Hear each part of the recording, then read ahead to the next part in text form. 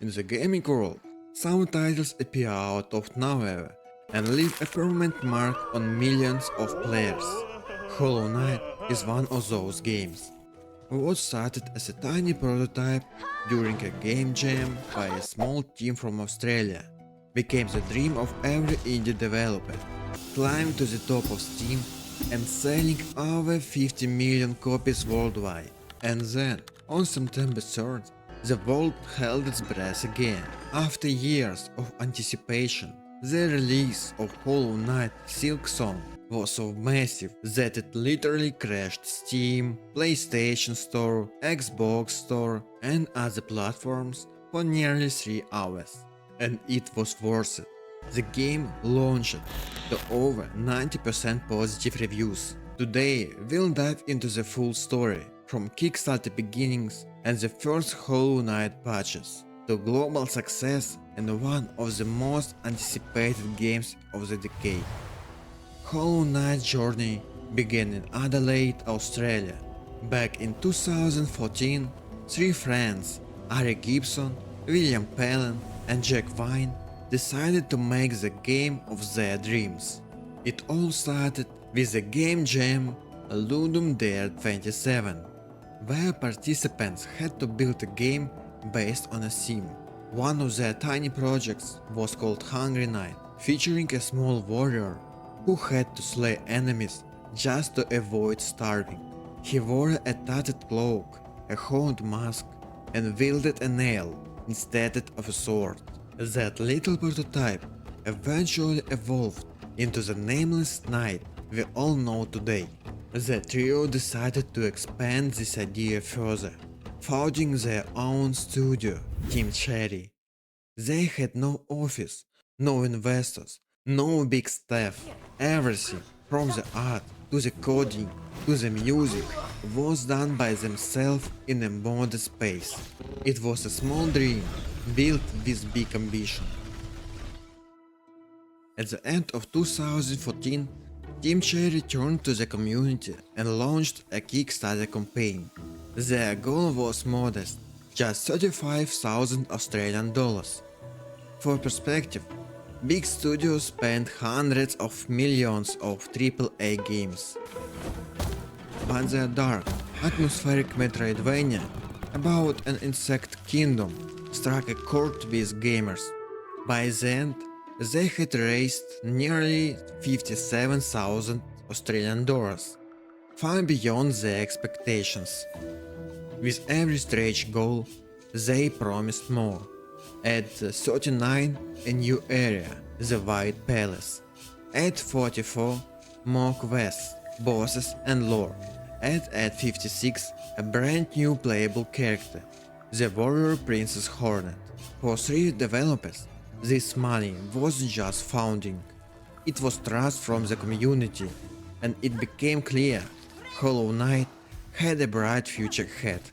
On February 24, 2017, Hollow Knight finally launched on Steam for just $15. Players were blown away. Yes, it was tough, but fair. Every boss fight was unique, with their own mechanics and patterns. Defeating one gave an incredible sense of achievement that fans couldn't stop talking about it. But Hollow Knight wasn't only about combat, its hand-drawn world, yet beautiful atmosphere, and the unforgettable Christopher Larkin soundtrack.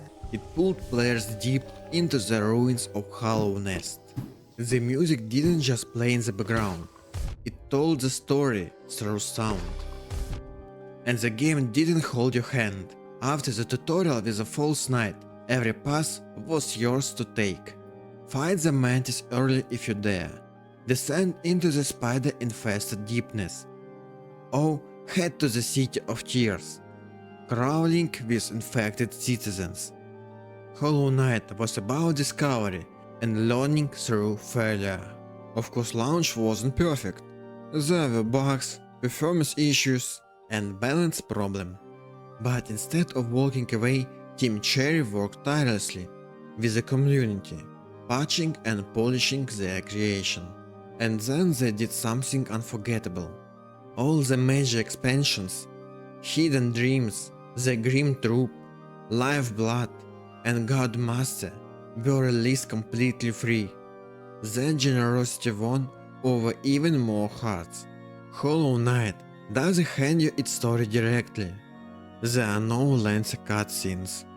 Instead, the lore is pieced together like a puzzle. But here's a spoiler-free overview. Long ago, there was a kingdom Valhalla ruled by the Pale King. To contain a spreading corruption known as the Infection, he created a vessel, the Nameless Knight, to seal it away. The Infection wasn't just a disease. It was a lingering wheel of a higher being, the Radiance, consuming the minds and bodies of Hallownest citizens.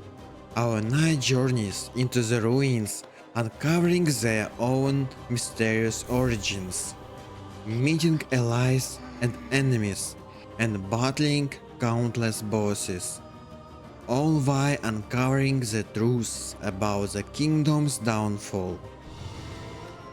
And ultimately, the ending depends on you.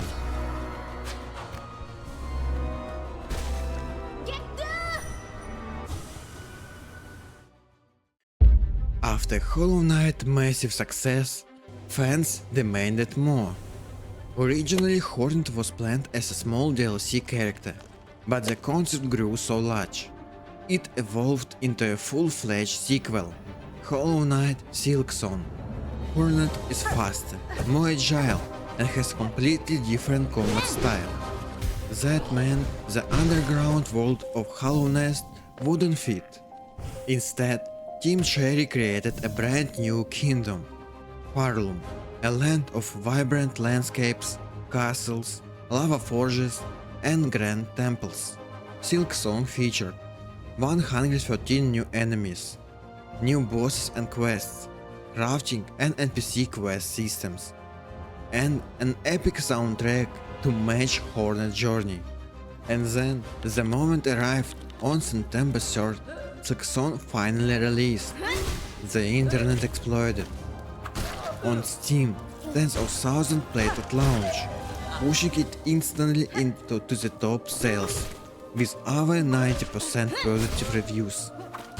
Nintendo Switch and Xbox Game Pass were flooded with players. Silksong wasn't just a sequel, it was a cultural event, proving that Team Cherry could not only match, but surpass their first success. Hollow Knight became the gold standard of what a small indie team can achieve. Its success inspired hundreds of developers around the world to create hand-drawn Metroidvanias with atmospheric worlds and deep lore. Titles like Ori and the Blind Forest and the Lilies all owe something to Team Cherry's influence. Steam became the stage of phenomenon, hundreds of thousands positive reviews, millions of players, and dedicated cult following. From PC to Nintendo Switch, PlayStation, and Xbox, Hollow Knight proved that indie games can stand shoulder to shoulder with AAA giants. Team Cherry showed the industry that passion and creativity can leave an everlasting mark on players, no matter the size of the studio.